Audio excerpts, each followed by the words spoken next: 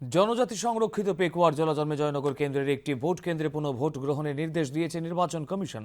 নির্বাচন কমিশনের সচিব অনুরাগ সেন খবর জানিয়েছেন, ওই কেন্দ্রের হীরাপুর এসবি স্কুলের ভোট কেন্দ্রে ভোট গ্রহণ চলাকালীন কিছু ঘটনার প্রেক্ষিতে পুনরায় ভোট গ্রহণের নির্দেশ দেওয়া হয়েছে বলে তিনি জানান।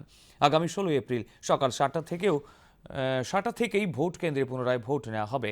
এই পুনঃ ভোট গ্রহণ প্রক্রিয়াটি যাতে সুষ্ঠু, শান্তিপূর্ণ এবং নিরপেক্ষভাবে সম্পন্ন হয় তা নিশ্চিত করার লক্ষ্যে সমস্ত প্রয়োজনীয় ব্যবস্থা গ্রহণ করা হবে বলে তিনি জানান।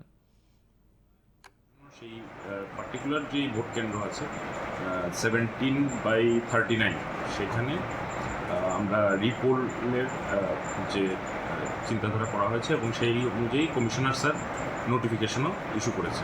অলরেডি আমরা before the date of poll আমরা অলরেডি রিটার্নিং অফিসারদের আমরা বলেছিলাম যে কোনো যদি পোলিং এজেন্ট কিংবা কেউ যদি যারা on the day of poll যারা ভোট কেন্দ্রে আসার কথা তাদেরকে যদি কোনোভাবে কেউ বাধা দেয় বা এরকম যদি কোনো রেজিস্ট্যান্স ওনারা ফেস করে, তাহলে কনসার্ন সেক্টর অফিসার এবং পুলিশ সেক্টর অফিসার যারা আছেন ওনাদেরকে সহযোগিতা করবেন ভোট কেন্দ্র পর্যন্ত পৌঁছানোর জন্য।